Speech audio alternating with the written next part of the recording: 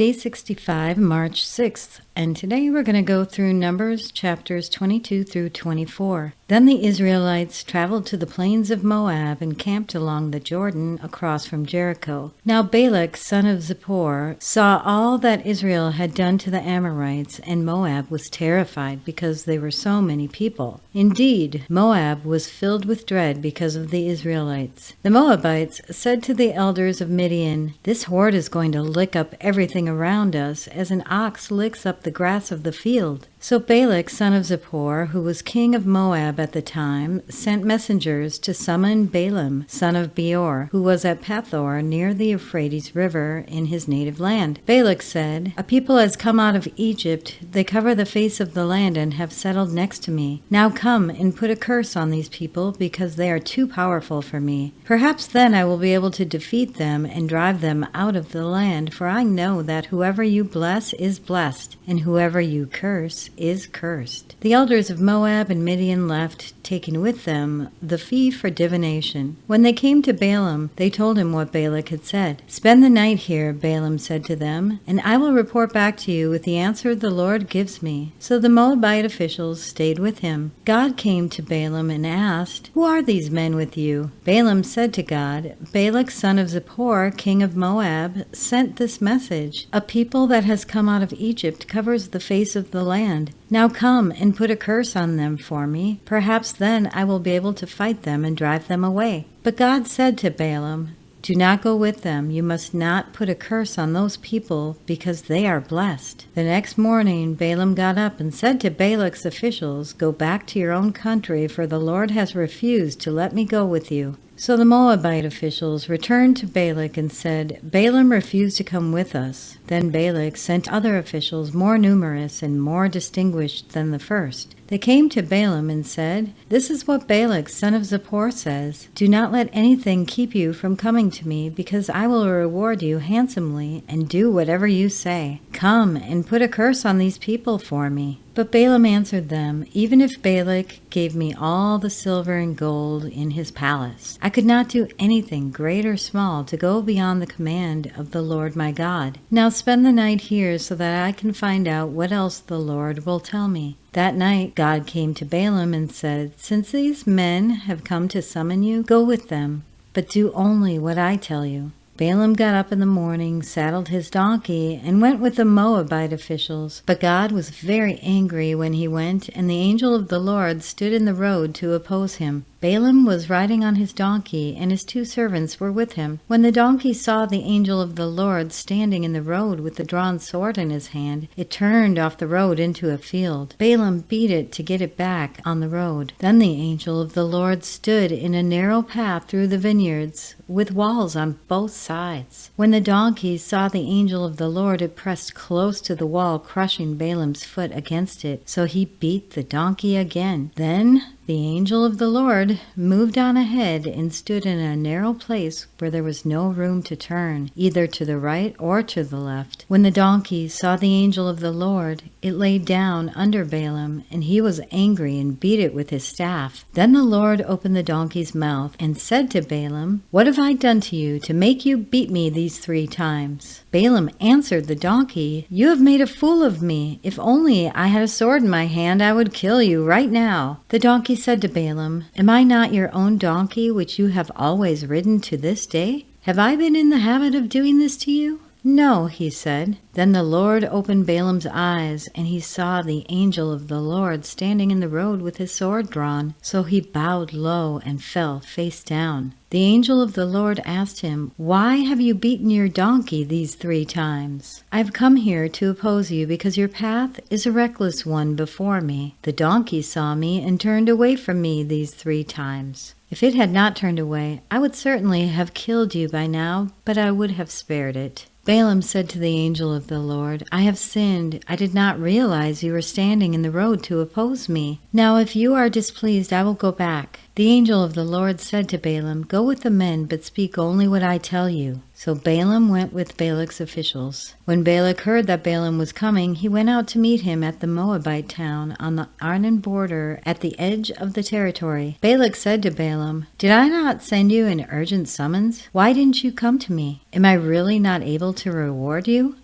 "Well, I have come to you now," Balaam replied, "but I can't say whatever I please. I must speak only what God puts in my mouth." Then Balaam went with Balak to Kiriath Huzoth. Balak sacrificed cattle and sheep, and gave some to Balaam and the officials who were with him. The next morning Balak took Balaam up to Bamoth Baal, and from there he could see the outskirts of the Israelite camp. Balaam said, "Build me 7 altars here, and prepare 7 bulls and 7 rams for me." Balak did as Balaam said, and the 2 of them offered a bull and a ram on each altar. Then Balaam said to Balak, "Stay here beside your offering while I go aside. Perhaps the Lord will come to meet with me. Whatever he reveals to me, I will tell you." Then he went off to a barren height. God met with him, and Balaam said, "I've prepared 7 altars, and on each altar I've offered a bull and a ram." The Lord put a word in Balaam's mouth, and said, "Go back to Balak and give him this word." So he went back to him, and found him standing beside his offering with all the Moabite officials. Then Balaam spoke his message. "Balak brought me from Aram, the king of Moab, from the eastern mountains. Come," he said, "curse Jacob for me. Come, denounce Israel. How can I curse those whom God has not cursed? How can I denounce those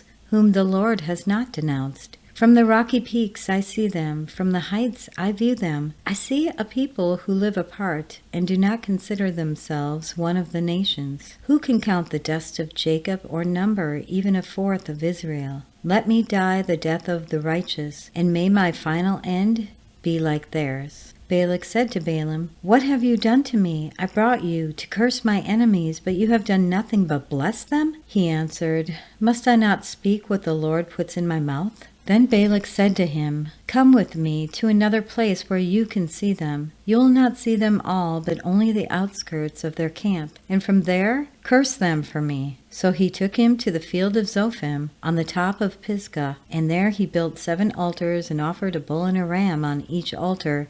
Balaam said to Balak, "Stay here beside your offering while I meet with him over there." The Lord met with Balaam and put a word in his mouth and said, "Go back to Balak and give him his word." So he went to him and found him standing beside his offering with the Moabite officials. Balak asked him, "What did the Lord say?"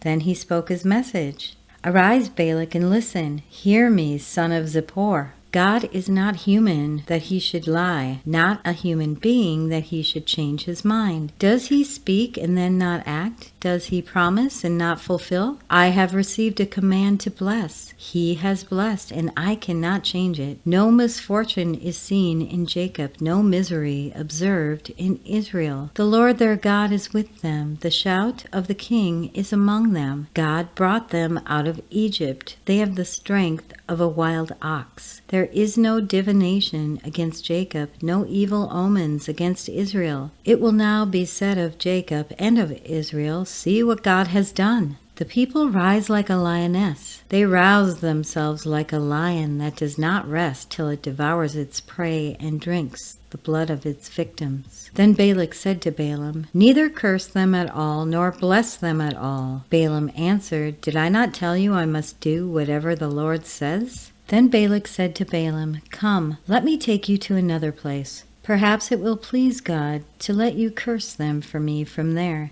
And Balak took Balaam to the top of Peor, overlooking the wasteland. Balaam said, "Build me 7 altars here, and prepare 7 bulls and 7 rams for me." Balak did as Balaam had said, and offered a bull and a ram on each altar. Now when Balaam saw that it pleased the Lord to bless Israel, he did not resort to divination as at other times, but turned his face toward the wilderness. When Balaam looked out and saw Israel encamped tribe by tribe, the Spirit of God came on him, and he spoke this message. The prophecy of Balaam, son of Beor, the prophecy of one whose eyes can see clearly, the prophecy of one who hears the words of God, who sees a vision from the Almighty, who falls prostrate and whose eyes are opened. How beautiful are your tents, Jacob, your dwelling places, Israel. Like valleys they spread out, like gardens beside a river, like aloes planted by the Lord, like cedars beside the waters. Water will flow from their buckets, their seed will have abundant water.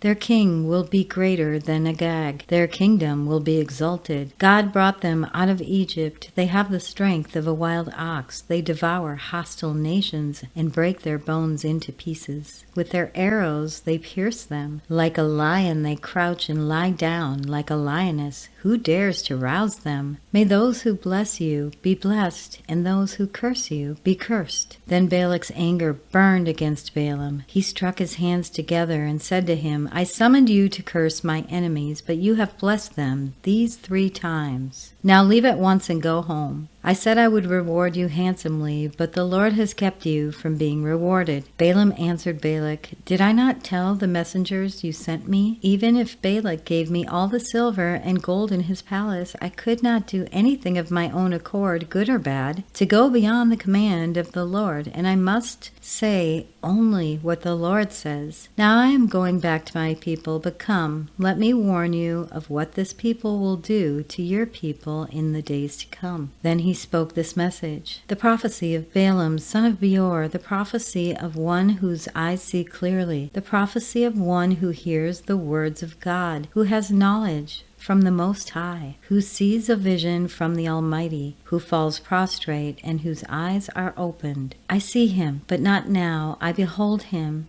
but not near. A star will come out of Jacob, a scepter will rise out of Israel. He will crush the foreheads of Moab, the skulls of all the people of Sheth. Edom will become conquered. Seir, his enemy, will become conquered, but Israel will grow strong. A ruler will come out of Jacob and destroy the survivors of the city. Then Balaam saw Amalek and spoke his message. Amalek was first among the nations, but their end will be utter destruction. Then he saw the Kenites and spoke his message. Your dwelling place is secure, your nest is set in a rock. Yet you Kenites will be destroyed when Asher takes you captive. Then he spoke his message. Alas, who can live when God does this? Ships will come from the shores of Cyprus. They will subdue Asher and Eber, but they too will come to ruin. Then Balaam got up and returned home, and Balak went his own way. And that concludes today's reading. If you have thoughts to share or questions to ask, we do fellowship in Telegram and on the X community for the Chronological Bible Study. You can find links to those in the description. I really encourage everyone to ask questions. Don't hold back. No question is silly or stupid, and we're all learning. We're learning together. We want to help each other. We want to build up that fellowship. Thank you so much for listening to today's reading, and we will be back tomorrow with our next one. Have a blessed day, my friends. While shepherds kept their watching o'er silent flocks by night, behold, throughout the heavens there shone a holy light. Go tell it on the mountain, over the hills and everywhere. Go tell it on the mountain that Jesus Christ is born.